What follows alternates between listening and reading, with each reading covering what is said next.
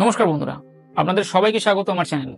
ভারতীয় আইন ব্যবস্থা কিছু করাপ্টেড জাজ বা কর্মচারী এবং কিছু আইন কানুন যেগুলো শুধুমাত্র বিবাহ বিচ্ছেদের পর ভরণ পোষণের জন্য মেয়েদের তরফের কিছু আইন কানুন একটা ছেলের জীবনকে কিভাবে বিধ্বস্ত করতে পারে, তাকে কিভাবে দিনের পর দিন ঢেলে দিতে পারে মৃত্যুর দিকে বা আত্মহত্যা করার দিকে, তাই নিয়ে আজকে ভিডিও। হ্যাঁ, আপনারা ঠিকই ধরেছেন, অতুল সুভাষের আত্মহত্যা নিয়ে আজকে আমরা কথা বলবো।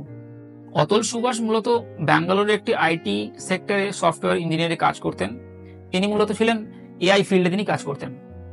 2019 সালে কিছু ম্যাট্রিমোনিয়াল সাইটের তরফ দিয়ে তিনি বিয়ের প্রস্তাব পাঠান এবং নিকিতার সঙ্গে বিয়ের বন্ধনে আবদ্ধ হন। যেহেতু নিকিতার বাবা একটা দুরারোগ্য রোগের মধ্যে দিয়ে যাচ্ছিলেন, তাই ডক্টর সাজেস্ট করেছিলেন যে যত তাড়াতাড়ি সম্ভব তাকে বিয়ে করে নেওয়া উচিত, যেহেতু বাবা হয়তো বেশি দিন বাঁচবে না। তাই কালক্রমে 2019 সালের মাঝ বরাবর তার বাবা মারা যান বিয়ের ঠিক পরেই, এবং 2020 সালে অতুলবাবু এবং নিকিতা দুজনে একটি পুত্র সন্তানের জন্ম দেন। মানে প্রায় ঠিকই চলছিল, সম্পর্ক খুব ভালোই ছিল। যদিও কোভিড চলাকালীন নিকিতা তার জব হারিয়ে ফেলেন। অতুলবাবু এটাও লিখেছেন তার নোটে যে নিকিতা তাকে ভুল বলেছিলেন। বিয়ের আগে তিনি বলেছিলেন যে তিনি সফটওয়্যার ইঞ্জিনিয়ার ছিলেন, কিন্তু নিকিতা একটা কল সেন্টারে কাজ করত। যাই হোক, জব হারানোর পরে অতুল তাকে নিজের ফিল্ডে অর্থাৎ এআই ফিল্ডে অনেক কিছু শেখান, প্রশিক্ষণ দেন, দিয়ে অনেক কটা ইন্টারভিউ দেওয়ার পরে নিকিতা একটা চাকরি পান। এবং চাকরি পাওয়ার পরে তাদের প্রায় ঠিকই চলছিল, সম্পর্ক খুব ভালোই চলছিল। 2021 সালের মে মাস পর্যন্ত সম্পর্ক খুব ভালো চলছিল, এবং এই 2019 থেকে 2021 মে পর্যন্ত মানে প্রায় 2 বছর নিকিতার ভাইয়ের অনেক সময় অনেক টাকার দরকার পড়ে। কখনো কখনো তার ব্যবসার জন্য, কখনো কখনো তার নতুন দোকান কেনার জন্য, ব্যবসার জন্য টাকার দরকার পড়ে। এবং কালক্রমে বিভিন্ন সময়, কোনো সময় 3 লাখ, কোনো সময় 2 লাখ, কোনো সময় 10 লাখ টাকা, টোটাল 13 লাখ থেকে 16 লাখ টাকার মধ্যে একটা অ্যামাউন্ট অতুলবাবু দিয়েছিলেন তার শ্বশুরবাড়িতে, তার শালামশাইকে, তার ব্যবসার জন্য। কিন্তু শ্বশুরবাড়ির চাহিদা এখানেই শেষ থাকে না। 2021 সালে তার শাশুড়ি মা ব্যাঙ্গালোরে আসেন, তাদের সঙ্গে থাকতে আরম্ভ করেন, এবং সেই সময় তারা প্রস্তাব দেন যে তাদের 50 লক্ষ টাকা দরকার, কারণ তারা নতুন একটা দোকান খুলবেন তাদের ব্যবসার, যাতে ব্যবসা যাতে বড় হয় সেই জন্য। কিন্তু অতুল তখন বেঁকে বসেন। অতুল বলে যে আমার পক্ষে এত টাকা দেওয়া সম্ভব নয়, কারণ 50 লক্ষ টাকা একটা বড় অ্যামাউন্ট, আর যেহেতু তোমরা 2 বছর ধরে যখন ব্যবসা করছো কোনো প্রফিট তোমরা দিতে পারছো না আমাকে, আমার যে টাকাটা তোমরা ধার নিয়েছো সেই টাকাটা তোমরা এখনো পর্যন্ত দিতে পারছো না, তাই আমার পক্ষে এটা সম্ভব নয় যে টোটাল 50 লক্ষ টাকা দেওয়ার। আর সেখান থেকেই মেন বচসার আরম্ভ হয়।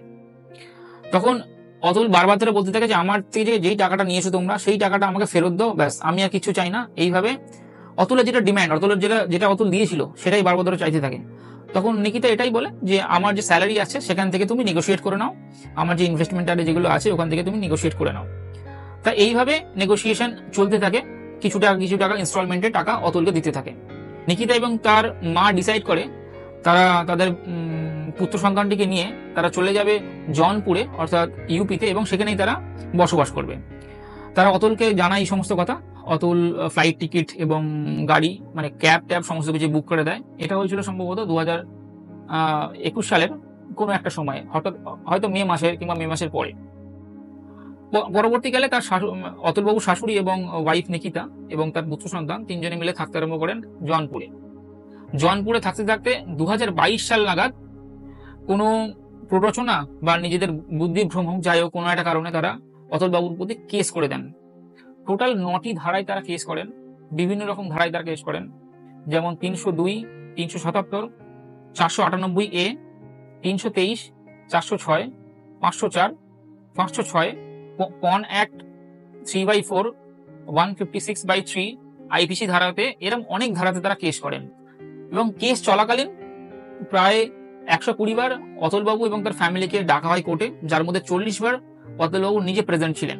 40 বারই যখন তিনি যেতেন, অনেকবারই এরকম হয়েছে যে নেক্সট ডেট থেকে নেক্সট ডেট কেস শিফট করেছে, কেসের শুনানি শিফট করে করে গেছে, আজকে নয় কালকে, কালকে নয় পরশু, এইভাবে। এবং যখন নতুন ডেট দেওয়া হতো তখন অতুলবাবুর এটাই বক্তব্য যে কেস যখন নতুন ডেট দেওয়া হবে তখন জেনে বুঝেই এমন ডেট দেওয়া হতো যেই ডেটে অতুলবাবু আসতে পারবেন না, যার জন্য কি করতেন অতুলবাবুকে বাধ্য করা হতো যে তিনি জজ সাহেব কিংবা জজ সাহেবের যে কর্মচারী তার পায়ে পথে করতে এবং তাকে রিকোয়েস্ট করতে যে যাতে অন্য কোনো ছুটির দিন একটা বা অন্য একটা স্পেসিফিক ডেতে যেই দিন তার উইক অফ আছে সেই দিনেতে যাতে কেসের নেক্সট হায়ারিং দেওয়া হয়, এবং তার জন্য কখনো 500 টাকা কখনো 1000 টাকা সেই ব্যক্তি চার্জ করতেন। তার নামও তিনি নিয়েছেন, তার নোটে লিখেছেন সেই ব্যক্তির নাম।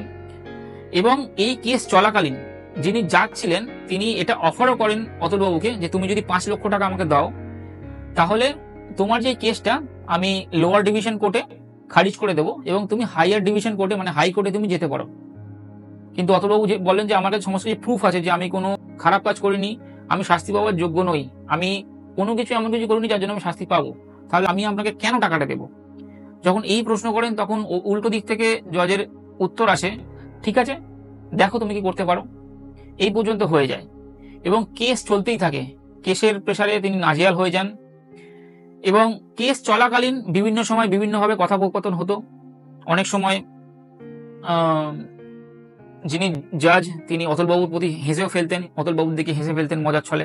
সময় অতুলবাবু মানে বিরক্ত হয়ে কিংবা ফ্রাস্ট্রেটেড হয়ে তিনি বলেছিলেন যে এই সমস্ত যে ধারা আছে যেগুলো পুরোপুরি মেয়েদের একটা ওয়েপন, এইগুলোকে কাজে লাগিয়ে মেয়েরা বহু মানুষকে নিজের অজান্তেই মেরে ফেলছেন। বহু মানুষ এরকম আছেন ইন্ডিয়ার মধ্যে যারা সুইসাইড করতে বাধ্য হচ্ছেন এই সমস্ত কেসের প্রেসারে এসে। তখন অতুলবাবুর স্ত্রী এবং তার শাশুড়ি তারা বলেন সবাই সুইসাইড করছে, তুমি কেন করছো না, তুমিও তো করে নিতে পারো সুইসাইড। অতুলবাবু তখন বলেন যে আমি যদি সুইসাইড করিনি তাহলে তোমাদের পার্টি কি করে চলবে, তোমাদের আনন্দ কি করে চলবে, তোমাদের ফুর্তি কি করে চলবে। তো যাই হোক, নেক্সট হিয়ারিং এ যখন আসেন তখন অতুলবাবুর স্ত্রী এবং তার শাশুড়ি তারা আবার সেই ক্রিটিসাইজ করে বলেন যে কই তুমি তো এখনো বেঁচে আছো, তুমি তো কই সুইসাইড করোনি, তুমি যে গতবার বলছিলে সুইসাইড করে নেবে। তো এই ধরনের অনেক কথা হতে থাকে, যেই কথাগুলো অ্যাকচুয়ালি জাজের সামনেই হচ্ছিল এবং জাজ পক্ষান্তরে এগুলোকে প্রশ্রয় দিচ্ছিল, কোনো কিছুর এগেনস্টে কোনো কথা বলছিল না, কোনো কিছুকে একটা করার স্টেপ নিচ্ছিল না। এই সমস্ত কথা নিয়ে অতুলবাবুর উপর হাসাহাসি করছিল। যাই হোক, 2024 সালে শেষ পর্যন্ত কেসের ফলাফল ডিক্লেয়ার হয় এবং ডিক্লেয়ার এটাই বলা হয় যে 40,000 বাচ্চার ভরণ পোষণের জন্য দিতে হবে এবং যখন ডিভোর্স ফাইল হবে তখন টোটাল 1 কোটি টাকা দিতে হবে। তা অতুলবাবু তো প্রথমের দিকে 40,000 টাকা মাসে মাসে দেওয়ার ব্যাপারটা তিনি হাঁ করে দেন এবং যেহেতু তিনি হাঁ করে দেন সেহেতু নিকিতা দেবী কি করেন আরেকবার কেস ফাইল করেন যে উনি যেহেতু 40,000 টাকা দিতে পারবেন সেহেতু উনি 80,000 টাকা নিশ্চয়ই দিতে পারবেন। উনি যেহেতু 40,000 টাকা হ্যাঁ বলেছেন তাহলে ওনার সামর্থ্য আছে 80,000 টাকা দেবার। যার পরে পরবর্তীকালে আরো একটা কেস হয় যে ছেলের ভরণ পোষণ 80,000 টাকা দিতে হবে এবং যখন ডিভোর্স হয়ে যাবে তার সামেশন অ্যামাউন্ট যেটা হবে সেটা প্রায় 3 কোটি টাকার অ্যামাউন্ট টাকা দিতে হবে। এই মর্মে কেস আবার চলতে থাকে এবং এই মুহূর্তে এসে অতুলবাবু মনে করেন যে তার পক্ষে আর বেঁচে থাকার কোনো কারণ নেই, কারণ তিনি যা ইনকাম করছেন তার বেশিরভাগটাই চলে যাচ্ছে এই সমস্ত দিকে, কেস কামারি সমস্ত দিকে। নিজের ফ্যামিলি, নিজের মা বাবার পাশে তিনি দাঁড়াতে পারছেন না। সেই জন্য তিনি ডিসাইড করেন যে তার যে বক্তব্য তা ভিডিও রেকর্ড করে ইউটিউবে ছাড়া এবং 40 পৃষ্ঠার একটা লম্বা তিনি নোট লিখে যান, হাইকোর্টের প্রধান বিচারপতিকে তিনি মেল করে যান এবং বিভিন্ন আলাদা আলাদা সাব জুডিশিয়ারি কিছু কোর্টকেও তিনি মেল করে যান সমস্ত কিছু। এবং তিনি সেই টুইটে তিনি ডোনাল্ড ট্রাম্প এবং ইলন মাস্ককে ট্যাগ করেন। তিনি হয়তো ভেবেছিলেন যে এই দেশের কোনো নেতা মন্ত্রীকে ট্যাগ করলে তার পক্ষে যথোপযুক্ত নয়, মানে যথোপযুক্ত বিচার তিনি পাবেন না, সেই জন্য হয়তো তিনি অন্য কাউকে ট্যাগ করেছিলেন তার এই পোস্টে। এবং 10ই ডিসেম্বর তিনি সুইসাইড অ্যাটেম্প করেন। সুইসাইড অ্যাটেম্প করার আগে তার যে ওই 1 ঘন্টা 20 মিনিটের ভিডিও আপনি যদি দেখেন আপনি খুবই ভেঙে পড়বেন এবং লাস্টের 1 মিনিট তিনি যা বলে গেছেন তা শুনলে সত্যি হৃদয় কেঁপে ওঠে।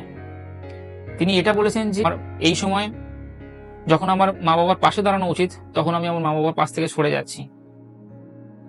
তিনি সবার কাছে ক্ষমা স্বীকারও মানেন এবং বলে যান এটাই যে যারা যারা আমার এই মৃত্যুর জন্য দায়ী, যারা আমাকে এত হ্যারেস করেছে এবং আমাকে মৃত্যুর দিকে ঠেলে দিয়েছে তাদের যেন উপযুক্ত শাস্তি দেওয়া হয়। যদি উপযুক্ত শাস্তি দেওয়া হয় তাহলে তার অস্থি যেন বিসর্জন করা হয় গঙ্গায়, আর যদি প্রপার শাস্তি না দেওয়া হয় তাহলে কোর্টের বাইরে কোনো একটা নালাতে যেন তার অস্থি বিসর্জন করা হয়। এটাই তিনি বলে গেছেন। এখন আমাদের সবারই মানে নজর আছে ভারত সরকারের প্রতি, ভারত সরকারের জুডিশিয়ারি সিস্টেমের প্রতি এবং বিভিন্ন ন্যায় বিচারের প্রতি, যে কোনো ন্যায় বিচার পায় কিনা।